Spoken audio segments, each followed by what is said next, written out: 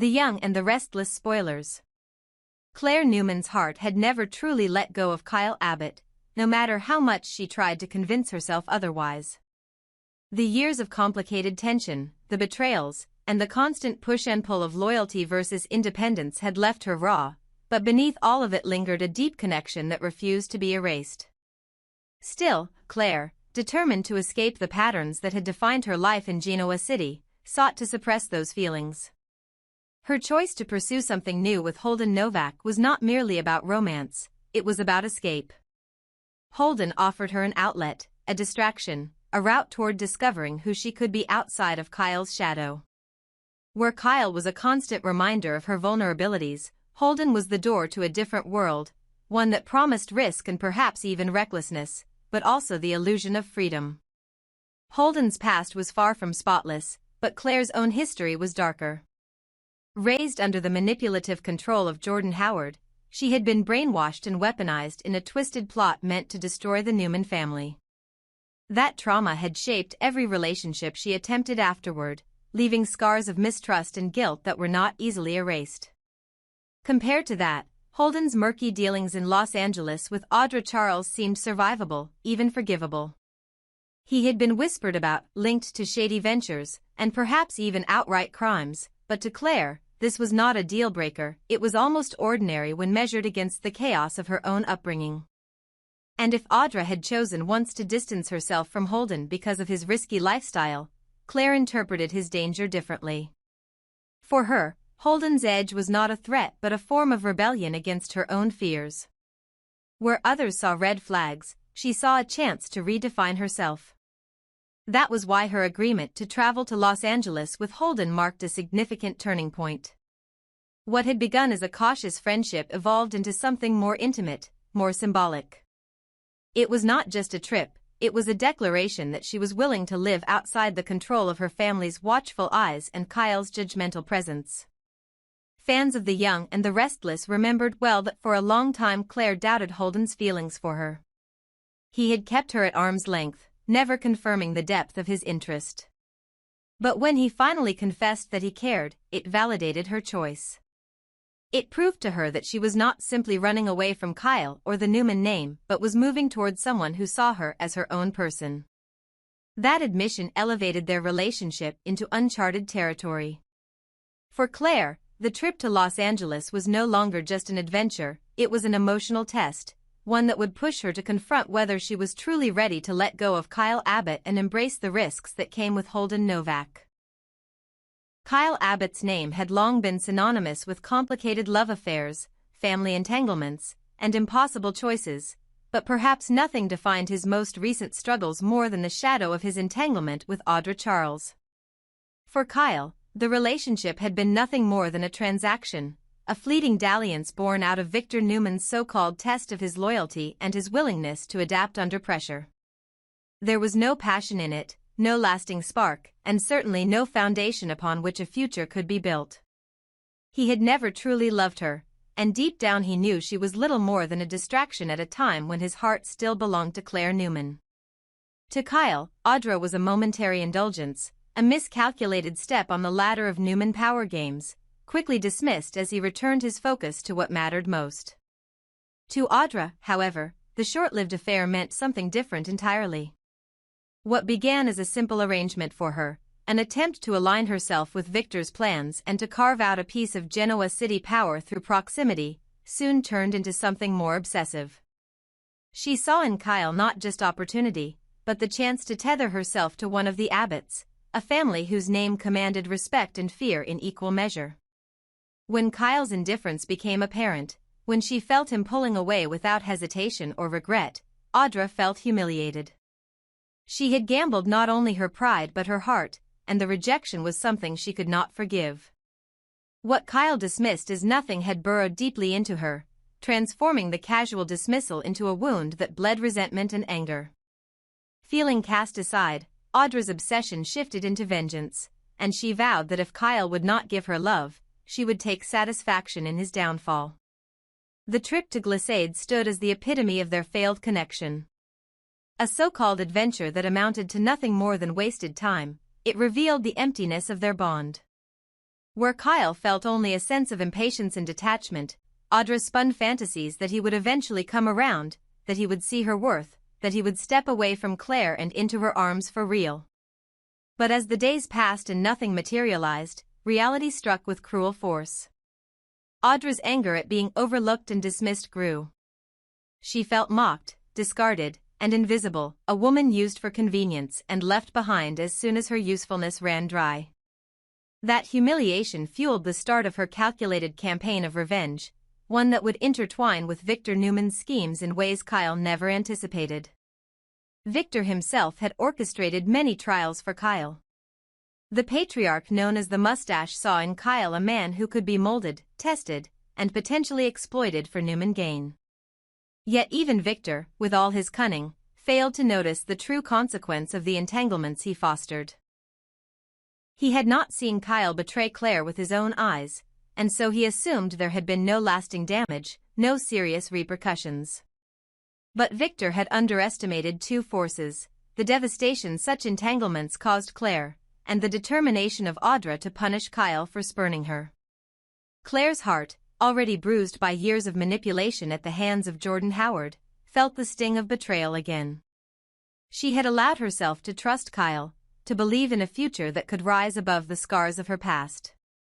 Yet, when Kyle allowed himself to be drawn into Audra's orbit, no matter how brief or meaningless, it cast a shadow over that trust. To Clare, the act itself mattered more than the excuse.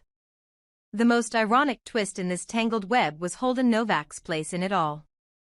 While Victor focused on testing Kyle, and while Audra plotted her revenge, Holden was quietly working with Kane Ashby. This alliance was dangerous, secretive, and ultimately destabilizing. Holden, who had presented himself to Clare as a thrilling escape, a fresh start, was entangled with a man whose very name carried trouble.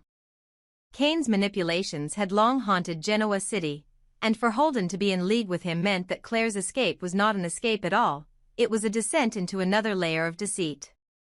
Victor, blind to Holden's double dealings, had overlooked a threat that could harm Clare more than Kyle's betrayal ever had.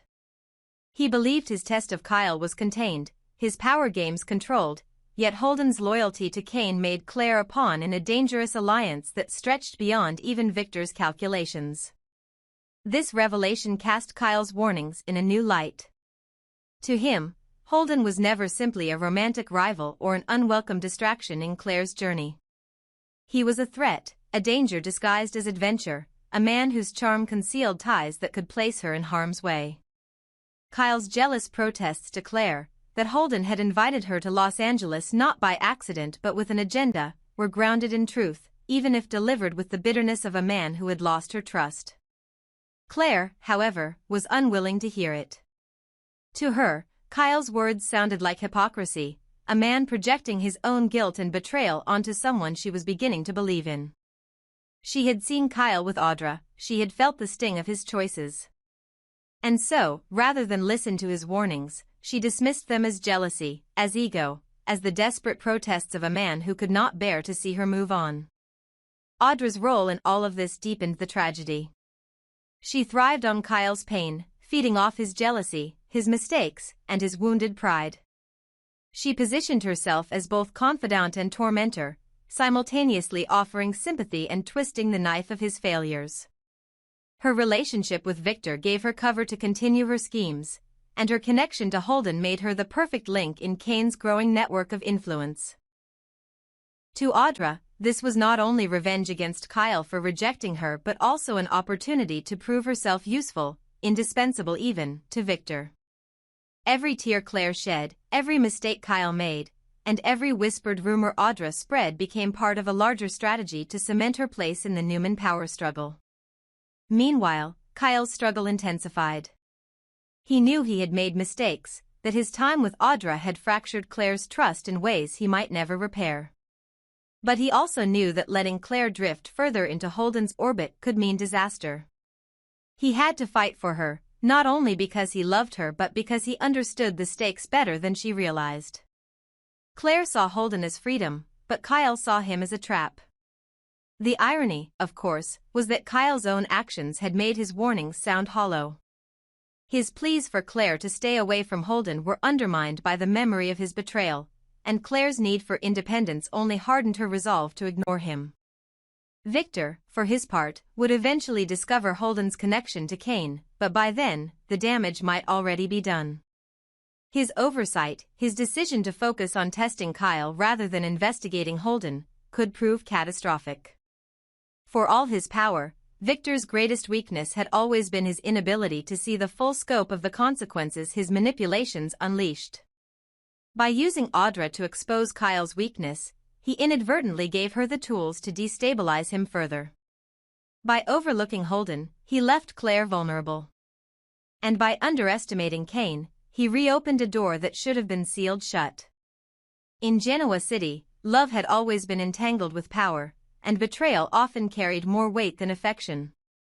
Kyle's brief affair with Audra, meaningless to him but devastating to her, became the spark for a revenge campaign that intertwined with Victor's tests and Holden's dangerous alliances. Clare's refusal to heed Kyle's warnings was understandable, even inevitable, given her pain and her determination to carve out a life of her own. But the truth was that every step she took with Holden led her deeper into a network of deception that could destroy her. And Kyle, desperate to save her but crippled by his own hypocrisy, faced the possibility that his greatest love might slip through his fingers while his enemies circled closer.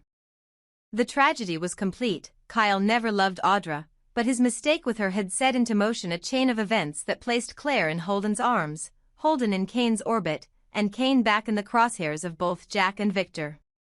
The Abbotts and the Newmans, once again, were dragged into a storm born from the smallest of betrayals, and the fallout would reshape not only their families but the very balance of Genoa City. Victoria Newman's grief over the loss of Cole Howard has become one of the most haunting emotional beats on the young and the restless, a reminder that even in a world defined by corporate wars, family feuds, and shocking betrayals, the most devastating wounds are still personal. The audience has been asked to accept that time has moved forward since Cole's death, that the rawness of the grief has softened, that both Victoria and Clare have endured the darkness of mourning and emerged into some semblance of stability. Yet, this is daytime television, and on a soap opera like Y&R, grief is not linear. The pacing of sorrow is manipulated for drama, for narrative convenience, for shock value, and as a result, the mourning of Cole has felt simultaneously fleeting and endless. It lingers like a ghost that shadows every interaction Victoria has, even as the show pivots toward new mysteries that will unfold in the fall. The truth of Cole's absence stings all the more because of what he represented. For Victoria, he was not just another love, he was one of the few who touched her life without calculation, without the undercurrent of manipulation or ambition that so often defined her romantic entanglements. Their bond was rooted in shared history, in a tenderness that contrasted sharply with her more turbulent loves. Losing him meant losing not just a partner but a link to a simpler version of herself. The ache of that loss is magnified by the fact that they had only just begun to reclaim some sense of connection through Clare, the daughter they never thought they would see again. The timing is cruel. Just as fate returned Eve Nicole Howard to them, Jordan's lies unraveled, and the possibility of building a family was restored, death swooped in and stole Cole away. For Clare, the impact is layered in its own complexity. She grew up robbed of her identity, manipulated into believing lies, and used as a weapon against the family she should have known from birth.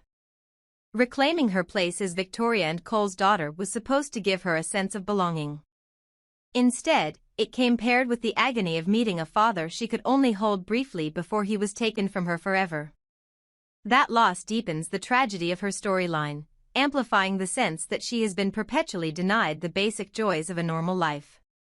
In her grief, she carries both longing and guilt, longing for the father she never had the chance to fully know, and guilt that her reappearance was entwined with the same chaos that contributed to his end. For Victoria, however, Clare's presence has become the only balm against this devastation. Her maternal instincts, sharpened by decades of loss, betrayal, and survival, have zeroed in on her daughter with ferocity. Even though Clare is an adult, Victoria sees the lost years, the trauma, the innocence stolen by Jordan's cruel manipulations, and feels a compulsion to protect her, to guide her, to compensate for what was taken. With Cole gone, those instincts are magnified beyond measure, and so it is only natural that Victoria insists on accompanying Clare to Los Angeles. For her, this is not simply a trip, it is an act of vigilance, of maternal duty. She cannot, will not, let her daughter wander into a new chapter of life without her watchful eye. Thematically, this decision is not just about family but about the soap's rhythm of mystery. The young and the restless thrives when the personal and the conspiratorial collide, when intimate relationships bleed into larger storylines of intrigue. By tying Victoria's grief and Clare's newfound independence to a Los Angeles trip, the show positions this arc to pivot into a mystery that will stretch into the fall. Something awaits them there, something linked not only to Clare's search for identity but perhaps also to Holden Novak, Audra Charles, and even Kane Ashby's ongoing machinations. The fall promises to tangle these threads into a web that both honors the emotional fallout of Cole's death and expands the canvas into dangerous, thrilling new territory. In essence, Cole's death is not an ending but a turning point. It has stripped Victoria of one of the rarest loves she ever had, while simultaneously thrusting her deeper into her role as a mother to a daughter she was once told was dead. For Clare, it has underscored both the fragility and the urgency of living a life on her own terms. And for viewers, it is a reminder that on Y&R, even the deepest grief is a prelude to the next secret, the next betrayal, the next storm. As Victoria and Clare head to Los Angeles, what begins as a mother's protective instinct will unravel into a storyline of mystery and danger that ensures Cole's absence, though heartbreaking, will continue to reverberate through every choice they make.